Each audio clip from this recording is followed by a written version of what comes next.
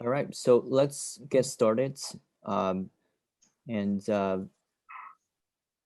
Without further delay, so we want to start. I know this is going to be a little bit reading, and we are running a little bit late as we talked a lot. 9:53 p.m. EST now. So let's do like 50 minutes of reading. And Mash, do you mind typing in? Yeah. Yeah, for the reading time. And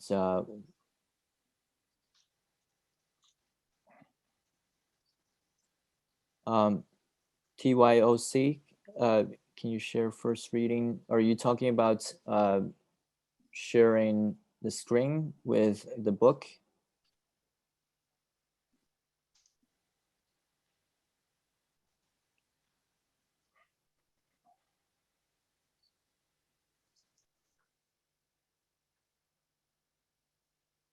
Oh, the link. Yes, let me send you the link.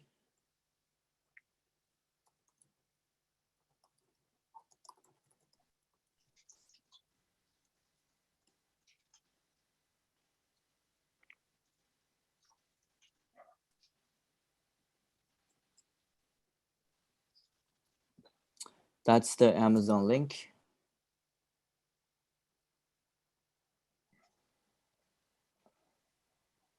All right, so we will regroup in about 50 minutes. And let's try to finish chapter 1 and chapter 2. If you don't, you can finish, it's after the session. And we will try to discuss the book and what's covered in the chapter 1 and chapter 2. Of course, try to, the other goal of this particular session, the first session is to get you guys set up in terms of code environment and getting the packages installed and stuff like that. So, all right, let's get started.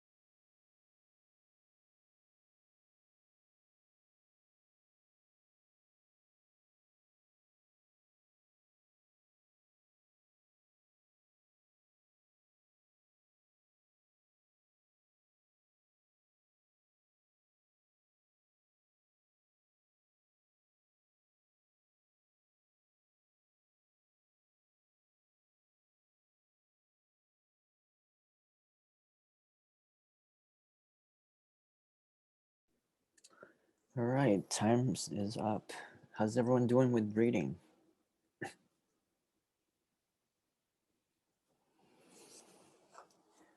Did you guys get to finish most of it, maybe? Most of this stuff is relatively introductive and straightforward. So I thought we combined chapter 1 and chapter 2. And of course, we want to help you guys to get the environment set up as well, so that we can, run the future analysis and pipelines smoothly. So let me start sharing my screen. All right. When Cheng brings it up, when we do the code review, we will need you guys to have at least your Jupyter notebook running on your machine. Mm-hmm. Absolutely. So chapter 1, why machine learning pipelines anyway, right? So, and why are we even doing this? It's because of the following couple points: the ability to focus on new models, not maintaining existing models, right? And the authors were saying basically they've observed too many data scientists spending their days on keeping previously developed models up to date. They run scripts manually to pre-process their training data. They write one-off deployment scripts, or they manually tune their models, so on and so forth. Basically, it's a process that it takes a lot of time, and it's very manual, and it's probably very error prone in the end. And you want to and the idea is that you want to try to automate your pipelines, and so which means you would want to use some orchestration tools such as Airflow or Kubeflow pipelines to orchestrate it. In that way, not only you have the pipelines, but also you automate the pipelines. As I kind of said, hey, helps you to prevent bugs, and model debugging is very challenging and can be very challenging. So basically, it helps you to, prevent bugs, especially the transformation phase, feature engineering phase. Something that could happen is if you transform your data in a way in the production environment that's different from your training environment, you could have difference on performance, and you want to make sure all your feature engineering steps are aligned between both the production environment and training environments. So that's one case that could have bugs. Just out of curiosity, how many of you here use this at work?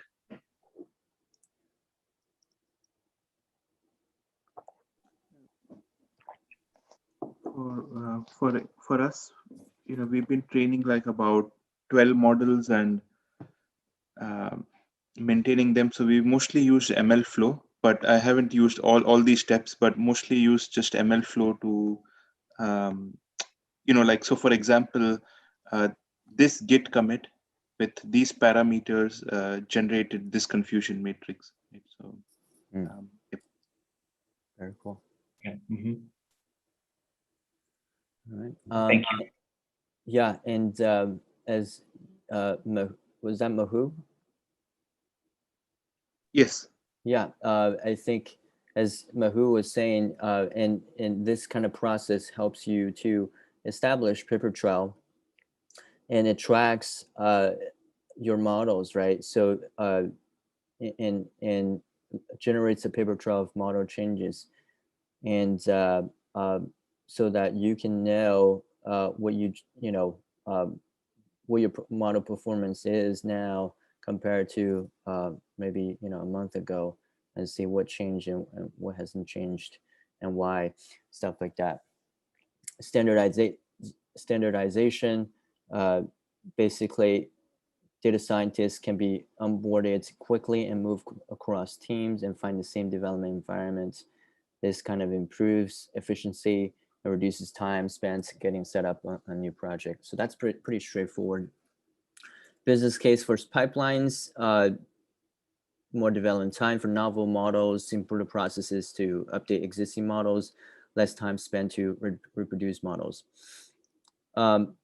You don't always need machine learning pipelines, right? So sometimes you just want to run a research project, and sometimes you just want to do some quick solutions.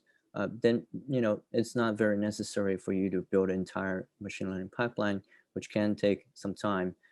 So definitely, there are use cases that do not require ML pipelines. So I created this to share with my clients, and also I got some feedback from my co-host Mash as well.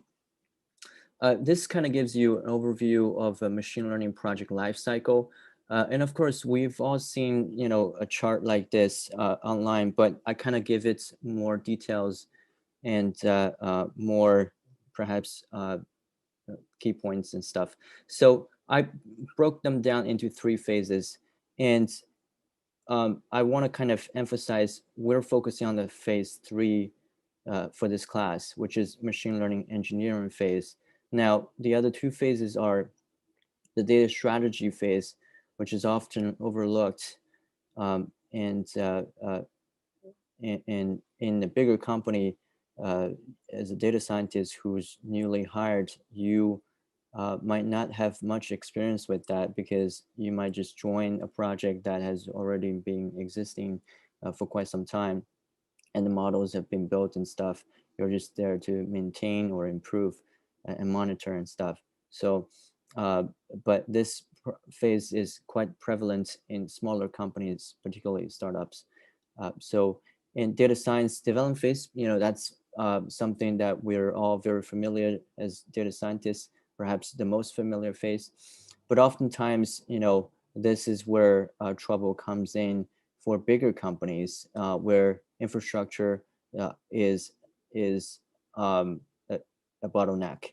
Basically, there's tons of infrastructure that you need to engineer and to put in order to put your model onto it. So basically, there's a lot of stuff that you have to be aware of in order to deploy your model and build your machine learning pipelines and maintain your model and monitor it. And that is what this class is primarily focused on. And I think for hands-on ML, we're probably mostly focusing on this, right? The data science development phase. And that's kind of how how most of the data scientists are trained out of, boot camps or schools. But what's often overlooked is this and this. And you will find probably no books on data strategy at all. But quite contrary to that, the reality is that I've worked with many great data scientists who are phenomenal at data strategy, and they are able to create like absolutely wonderful data strategy that could sell tons of money to clients. So this is actually a very, very important phase. And you might hear, a newly emerged title called ML Ops Engineer, and that's kind of belong to the 3rd phase as well, machine learning engineering phase. Of course, depending on the companies, machine learning engineers might be doing this, but of course, I think bigger companies are starting to hire more and more ML Ops engineers, and be like, hey, let's just hire people who have had DevOps experience to operationalize the entire pipeline and stuff like that. So any questions on this? And of course, for the sake of time, I'm not digging into each component, of this cycle chart, but I can share this if anyone's interested. Any questions?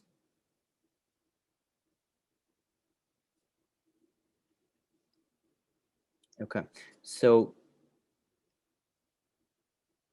overview of the steps in machine learning pipeline. Basically, this is similar to what we have discussed, but more in the model lifecycle perspective. You start with data ingestion, versioning, then data validation, data pre-processing, model training, with model tuning. Then you go to your model analysis, which you evaluate your model, then you do some validation, then deploy your model, get some feedback and stuff. That's basically what it is. Pretty straightforward if you have some basic knowledge about machine learning. Now, what I do want to kind of bring attention to you is uh, I've got some great charts from TFX tutorial. Uh, and so related to what I just said here, basically, I've memory is run out. Sorry.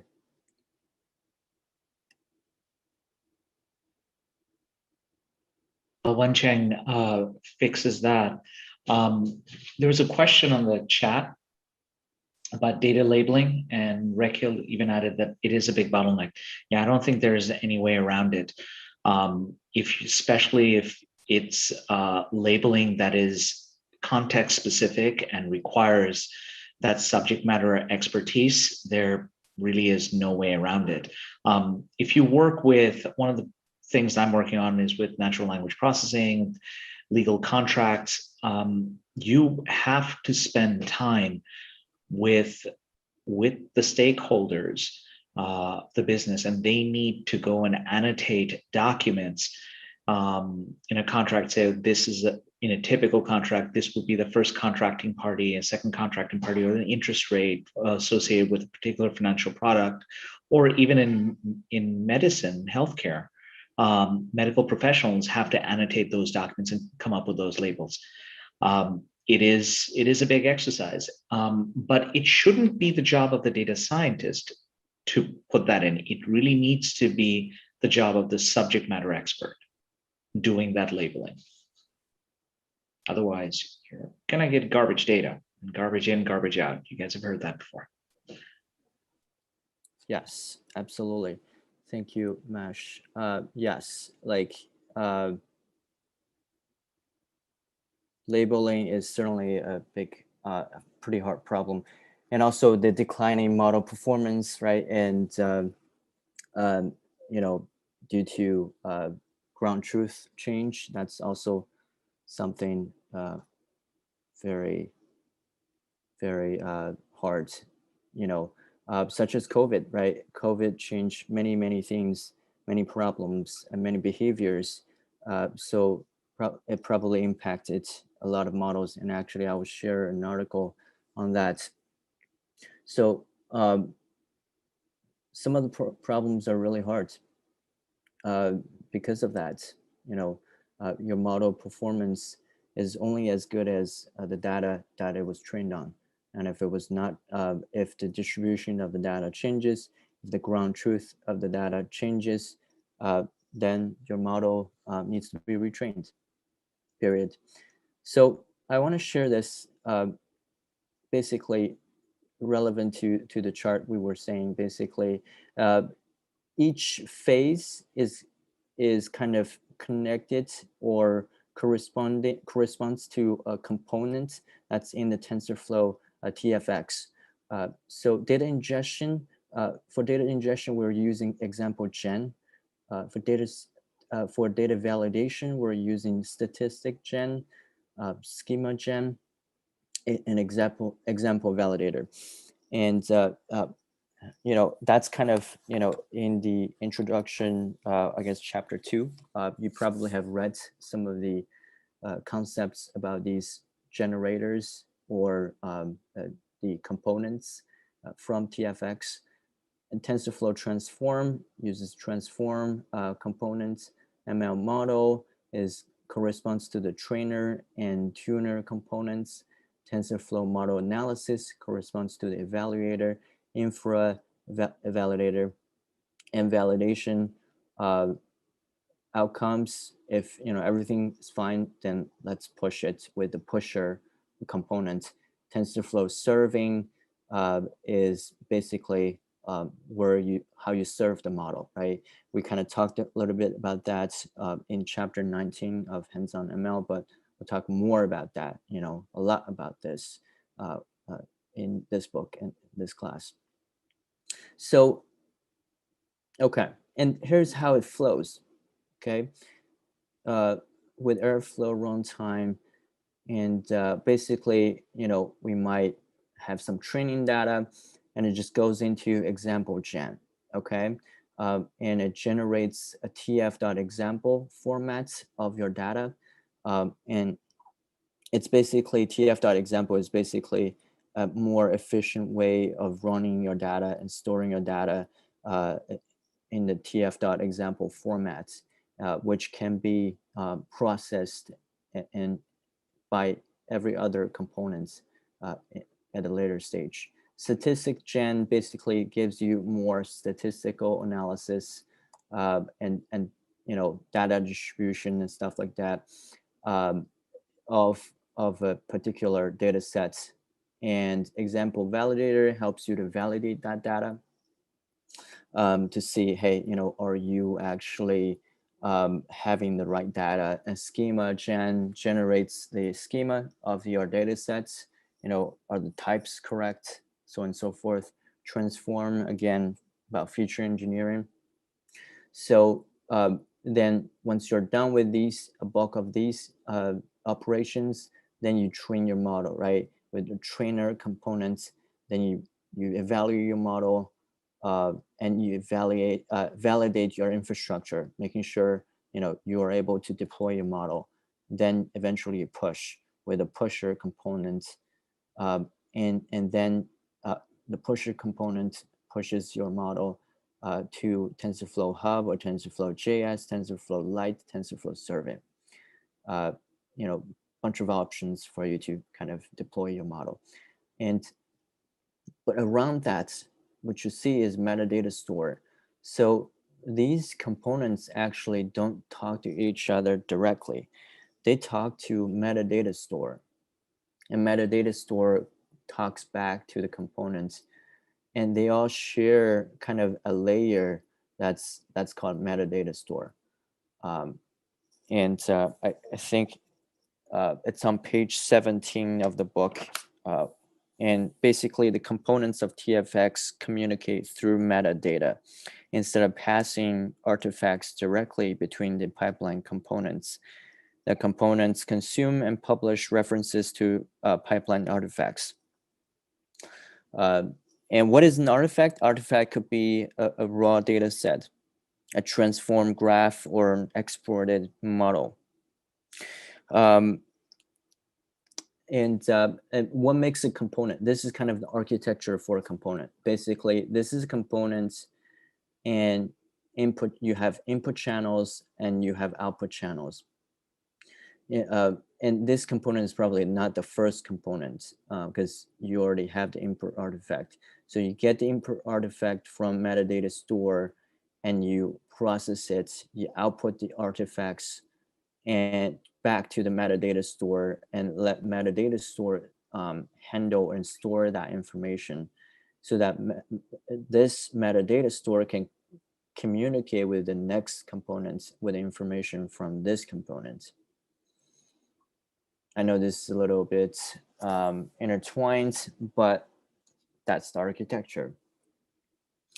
And with that, metadata powered functionality, you're kind of able to compare previous model runs with the current model run, which is pretty handy because you want to actually be able to investigate, hey, how has your model been performing in all these different runs, right? And throughout the time period, and examine why it has performed worse or better.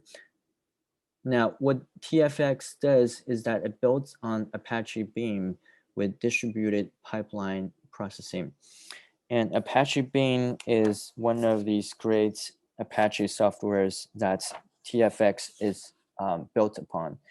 So we don't necessarily use as much Apache Beam to orchestrate pipelines, although you can, but we would more so use Airflow or Kubeflow to do that in this class.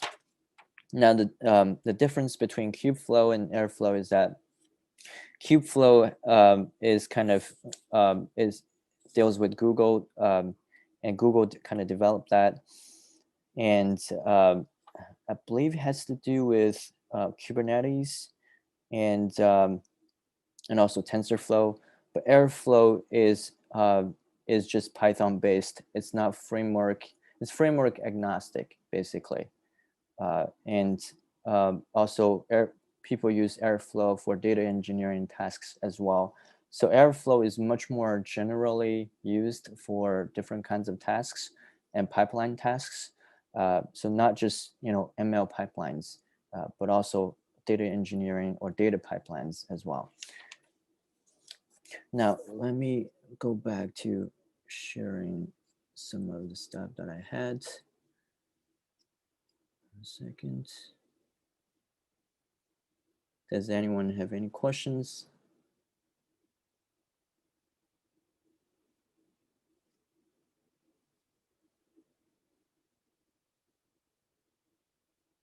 I think there are a few questions being asked in the chat, and everyone's jumping in and providing answers too. Cool. Cool.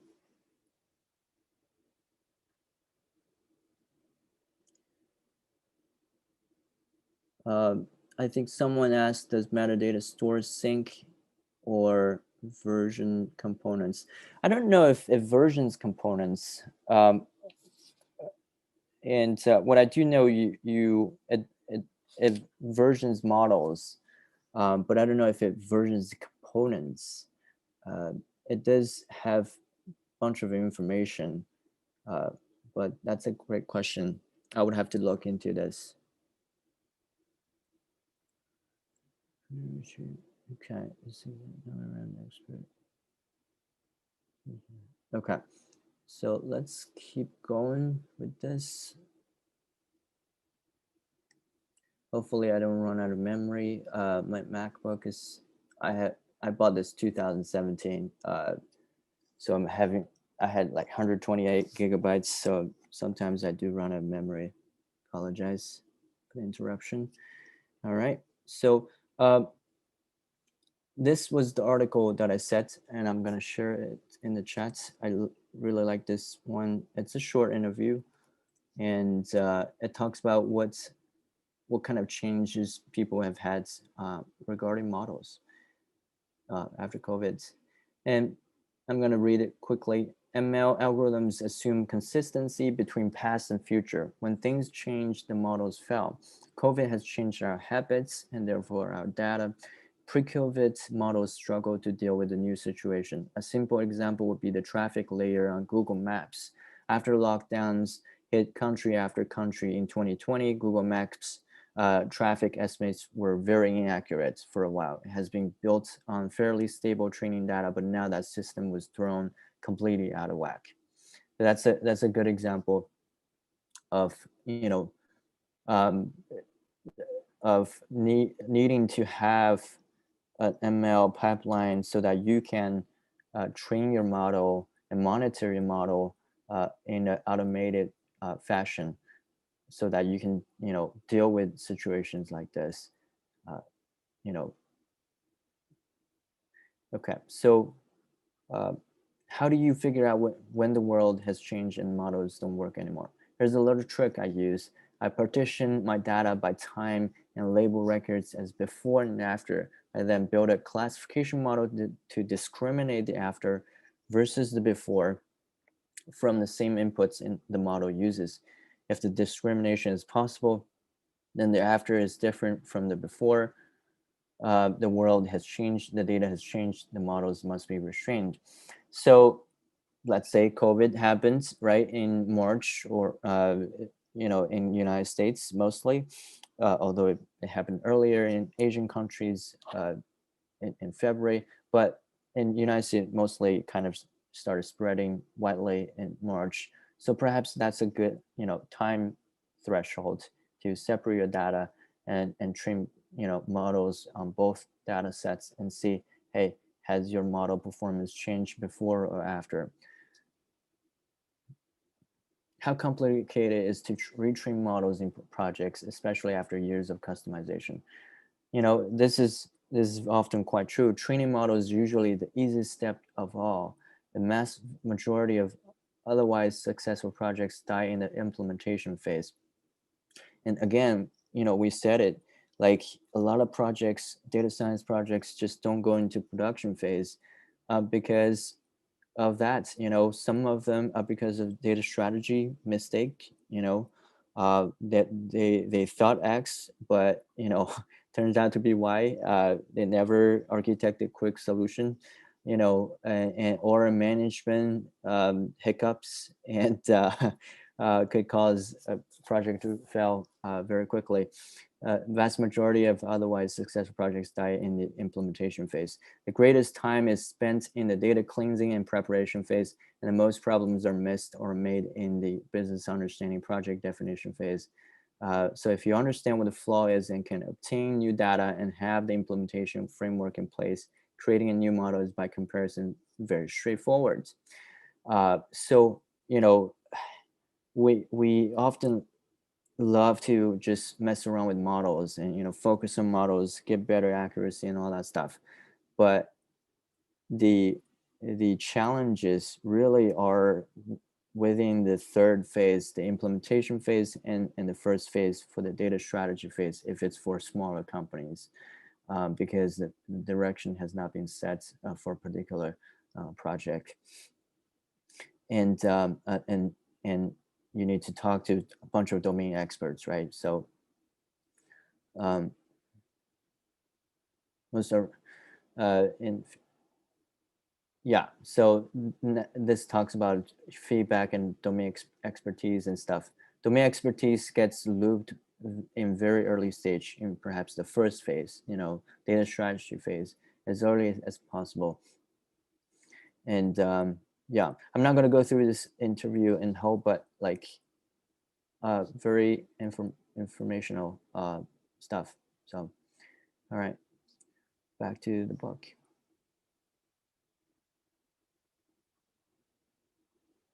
I think all these components, we talked about it, and it's pretty straightforward. So I'm not going to read through them.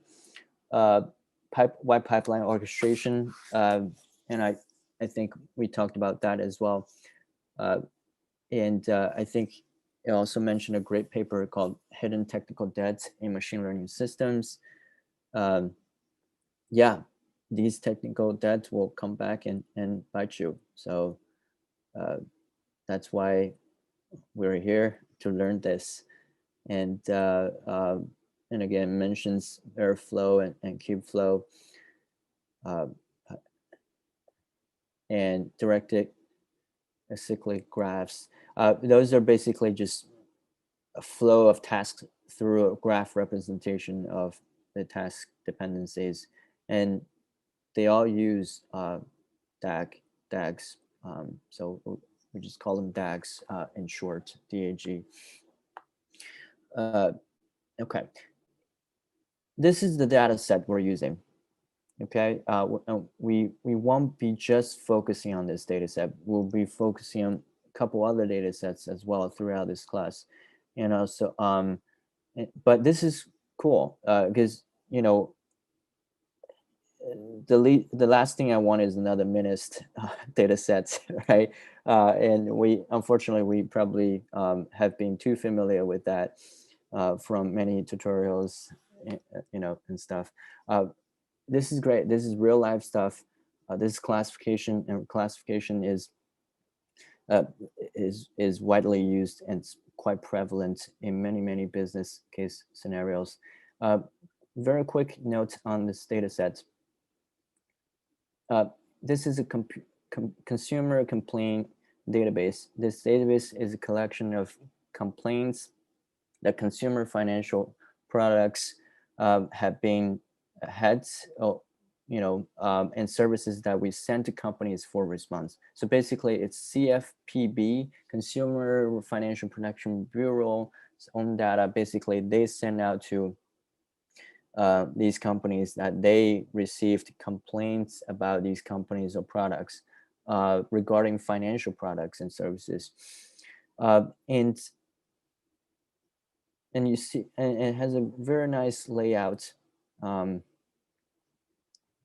about this geographical layout, I guess, about these complaints. For New York, we got close to 70,000 per 1,000 population, 3.51, credit reporting, credit repair services, or other personal consumer reports and stuff. California, assume some of you guys are based in California, 123,000. That's a lot. Almost, well, I guess the population is much bigger too, I guess. Credit reporting, credit repair services, or other personal consumer reports per 1,000 population, 3.17. Okay. So 98% of complaints sent to companies get timely responses. That's pretty good. I don't know how true that is, but that's pretty good if it's true. And in the end, you can download the full data set right here. Well, what we are using is about 75 megabytes, but if you download from here, it's about 1.2 gigabytes, I believe. And I've downloaded before. If you want to just use the full data set, you can just go to consumerfinance.gov, data research, consumer complaints. Cool. So any questions on this? What makes this particular data set really useful is it's imbalanced. It's got a lot of text fields. You need to do a lot of pre-processing and so on. So it's not, even just as a machine learning exercise, this would be a pretty involved data set. But we're going to use a good chunk of it, and we're not going to do the machine learning part. Wencheng's going to go over the code for building a solution pipeline for this around a machine learning solution that the author is already baked in there. If you guys want to see it, it's there. You just kind of have to dig. Yeah. Thank you, Mash. So let's jump into the GitHub. And since we still have like 10 minutes and probably will run over a little bit, maybe 5-10 minutes. Let's get to the GitHub, and let me start sharing my screen. So let's clone down this GitHub or just download zip, whatever you want to do. I already have it cloned right here. Okay, what you want to do is again run this. Okay, and also a note that I kind of mentioned at the beginning of the class is I wouldn't do this. I wouldn't use TensorFlow TFX 0.22. You would have errors out of if you install this, and you probably can't even install it. I think Mash tried it. He couldn't even install this. So yeah, this is package conflicts. So just stick with regular TFX. So do a pip install TFX. Yes, that will get you the 0.28 version of TFX, and you should be good to go. You don't even, because everything else will come with TFX. Even TensorFlow will come with TFX. So so I wouldn't do pip install requirements on this. And this is one of the downsides of this book. It's that some of the notebooks and code snippets need some debugging, which is why we're here doing the class together. We can all help each other out. So. Hey, Wencheng. Yeah. So normally when you start a new project like this, you want to do some kind of an environment. You want to create some kind of an environment. So do they give any instructions on using Conda or using virtual env to create a special Yes. environment for this? Yes. Yeah? Yes, I do. And let me share my my VS codes. Yeah, pick a standard and don't be one of those crazy ones like me that use them all.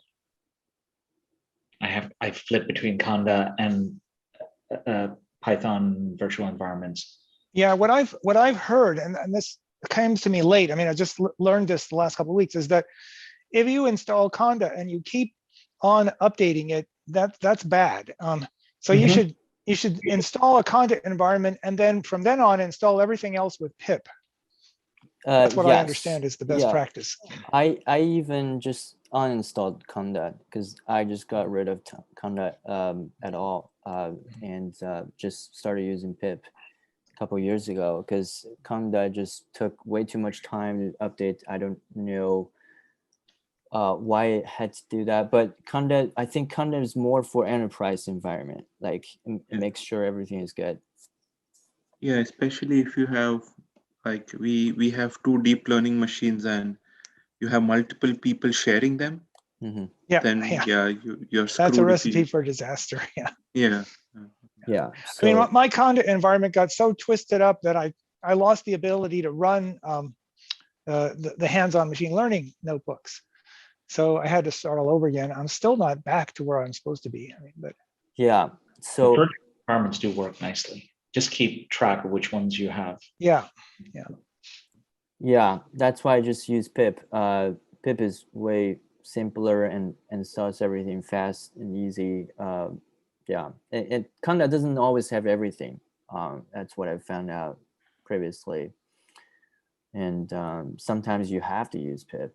So okay, so quick notes. I mean, you always want to start with venv, right? And I think after Python 6, it's just venv is built in, so you don't need to use virtual venv as a package anymore.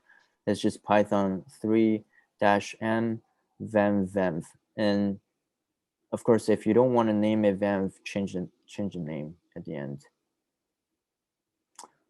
Then this will be created, right? This virtual environments, and what you want to do is just make sure I haven't activated my environments, so make sure you activate it.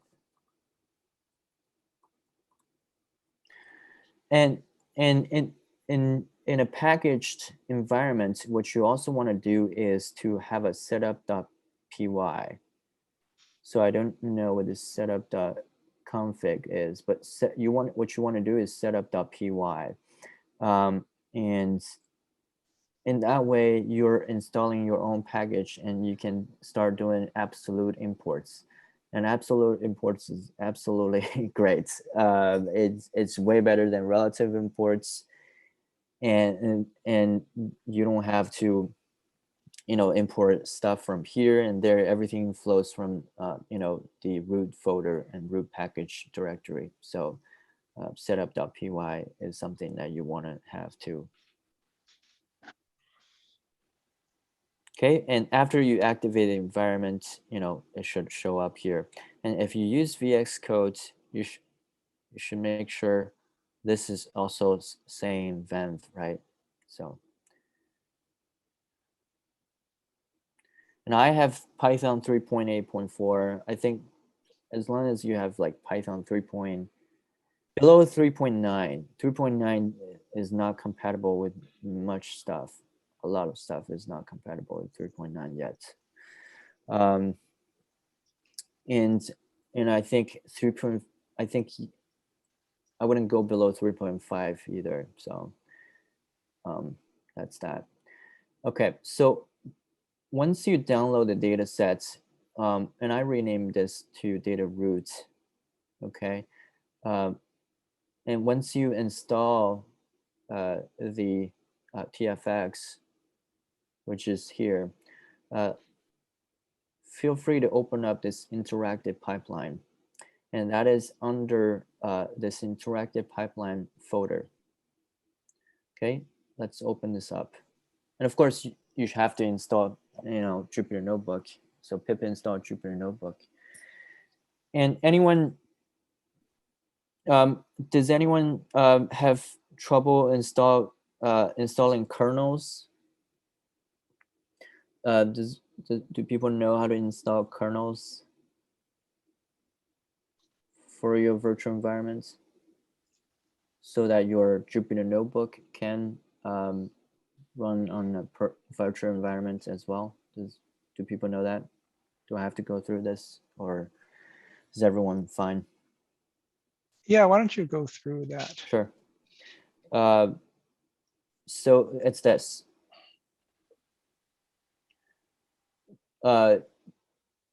If you install like pip install Jupyter, you already have ipykernel. But if you don't have Jupyter, then you should install ipykernel. If you don't want to use, Jupyter, sometimes people just want to use ipykernel.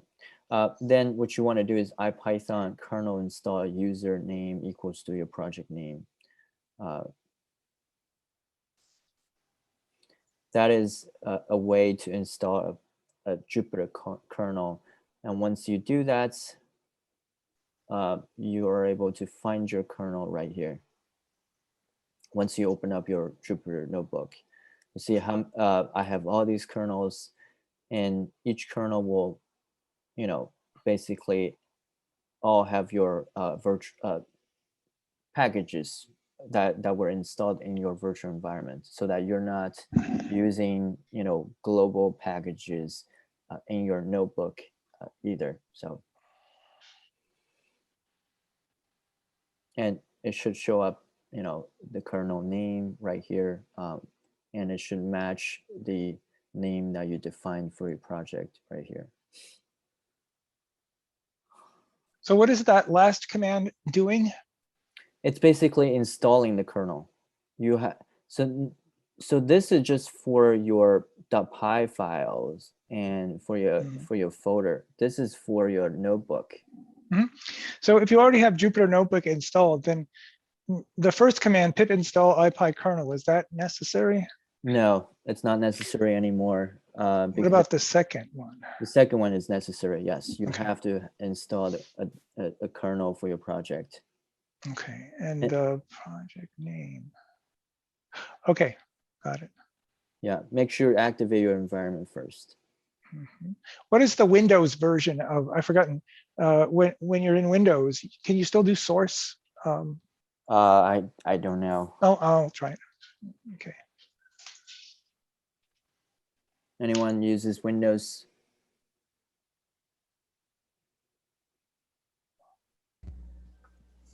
Yeah, I think it's source activate, Joseph. Yeah. Same on any Unix shell or Mac too, or Linux, source activate. Yeah, David, this is actually the ipykernel extension. So the comments, I've been using this, and I was sharing this with Mesh as well. This is quite handy because then you can actually test your code within a .py file without actually using Jupyter Notebook. So I no longer use Jupyter Notebook. Not probably in most cases, I just start writing .py file. And Wencheng is a serious software programmer, software engineer. and that's the way all of us data scientists, those of us who have been working in data sciences, we need. My experience as someone who's led groups and large engagements, you want everybody to be able to work like this, like Wencheng does. It's more efficient, it's faster, it makes it easier to collaborate. Yeah, absolutely. And thank you, Mesh. The idea is that you want to try to use Jupyter Notebooks as little as possible because, and of course, there are definitely use cases for Jupyter Notebooks, such as exploratory data analysis, but that never goes into production. And what goes into production is not your Jupyter Notebook, it's a .py file. And your engineering colleagues cannot really use your Jupyter notebooks. And that's nor the mature data scientists who work with machine learning pipelines. Yeah, exactly. So we're using notebooks because we're demonstrating things, but down the road, once we're done learning this and we need to orchestrate the pipeline, we're not going to use notebooks.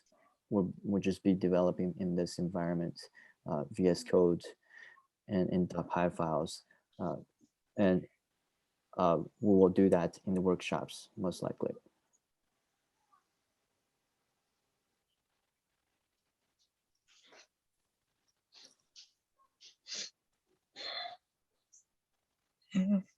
I know we're going a little over time, but folks, please do jump in and go into the schedule and sign up for the next class and so on.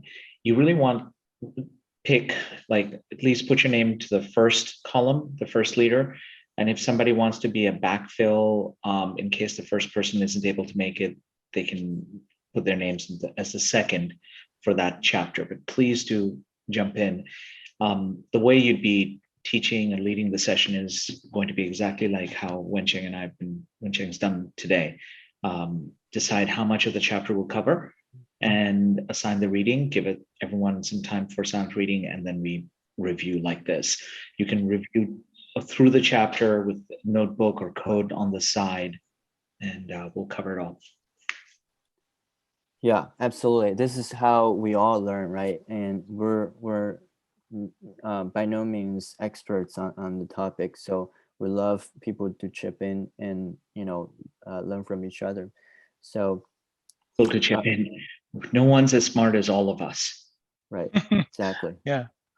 Let's see. I have a question. Let's see. Wencheng, could you please share that last screen where you showed the commands, or maybe you're already sharing it and I haven't, and I've lost it. No, I think I've lost it. Where you're showing the commands for matching the kernel. I mean, in other words, you've just created a new environment and now you have to create a kernel for it. That's the command that I need, and I lost it because, yeah. Let me type it in, and I'm showing it as well. Python kernel install.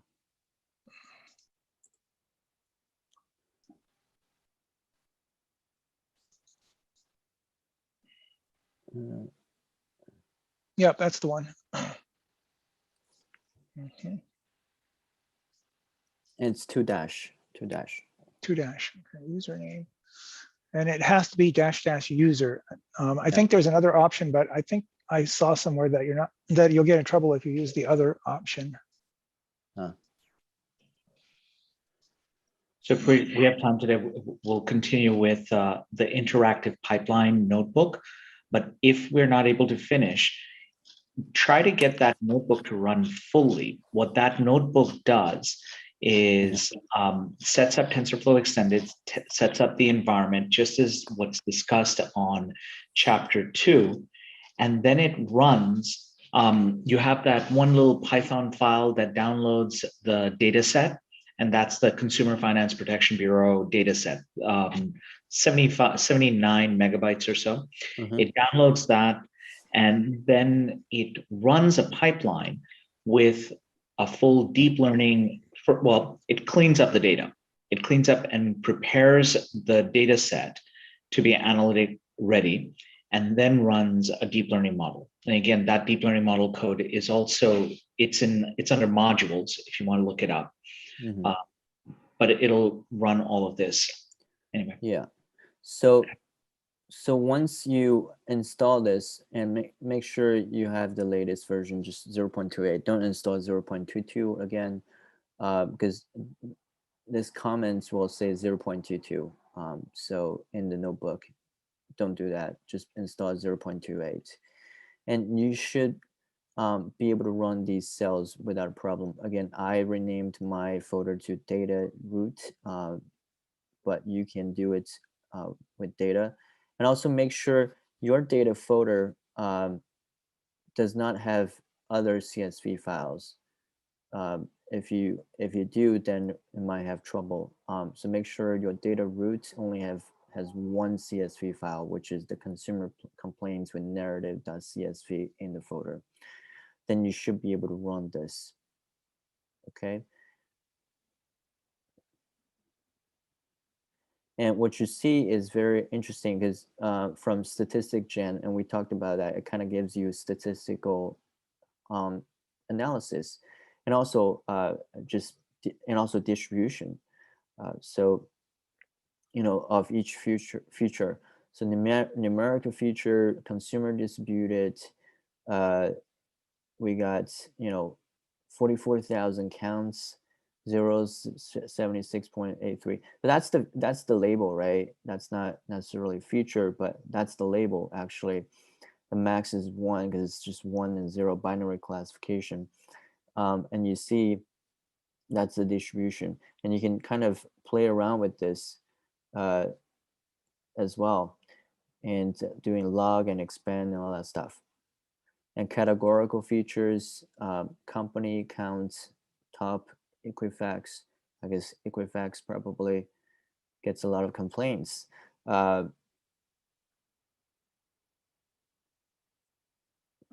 well, they screwed up all our identities. Mm-hmm. And you can expand this, right? So to feel this larger. Product, state. So very powerful stuff, right? That's how you monitor the distribution and stuff with statistic gen. Again, if this was just a plain old machine learning project, we'd do all sorts of distribution analysis, just all using pandas and whatnot. Mm-hmm. TensorFlow has all of that baked into this component and other components. Exactly. Now, schema gen, we talked about that, all the types, it lists all the types, presence required, and the feature name and all that stuff. And are there anomalies, right? Are there anomalies, we want to detect anomalies in our data using example validator. Wachang, with statistic gen, like, is it a limitation that each row is kind of considered a unique identity?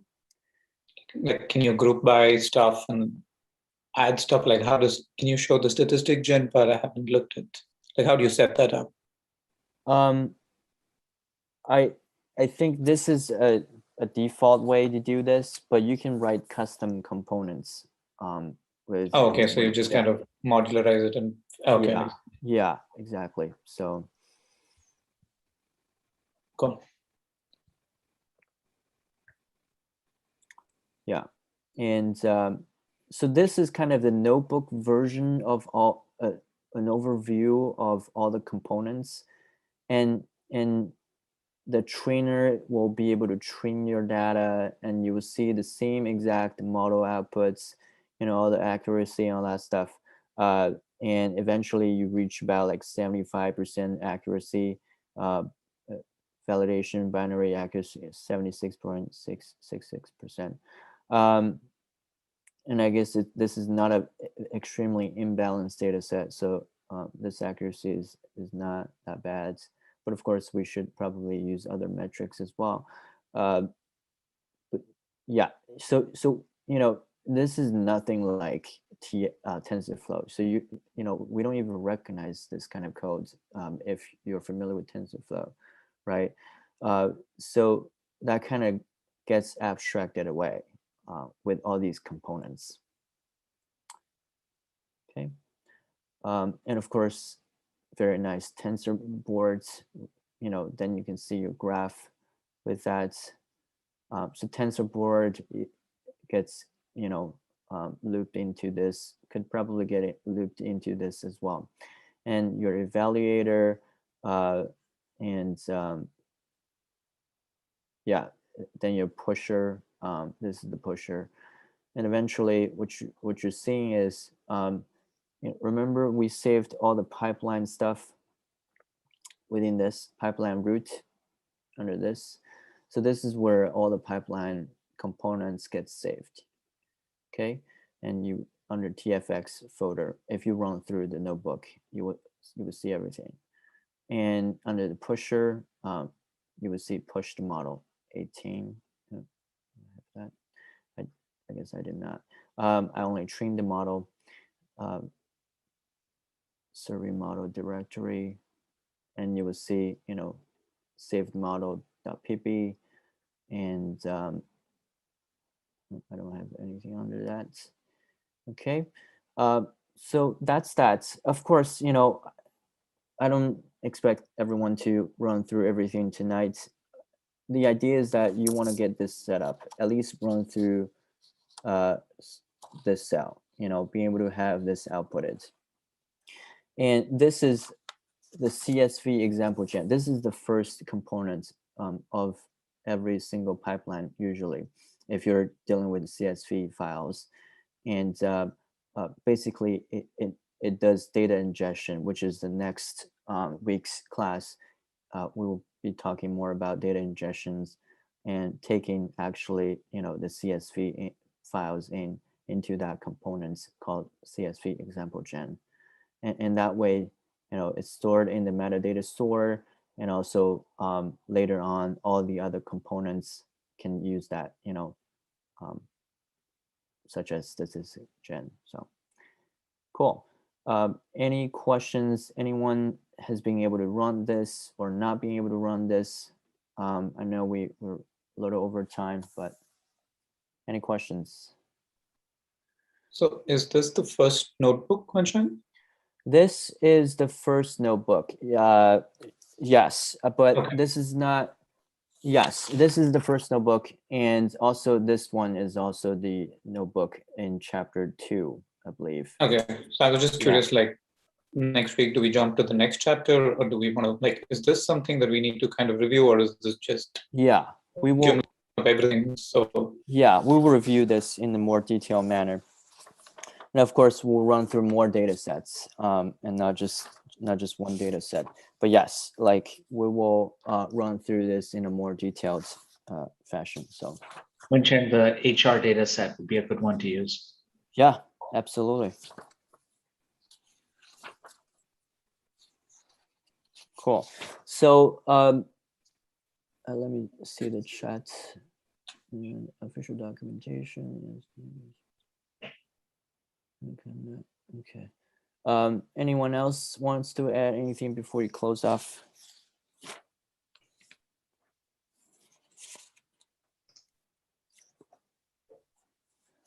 All right, I guess that's it. Thank you, everyone. And if you have questions or want us to troubleshoot, maybe we can start the next session with 10-15 minutes, just answering anyone's questions in terms of setting up the environment and stuff. So sorry, Wensheng. So next week, are we moving to chapter 3, or are we going to review them? Kind of, yeah. Chapter 3, yes. Okay. We're moving to chapter 3 because chapter 1 and chapter 2 is relatively basic.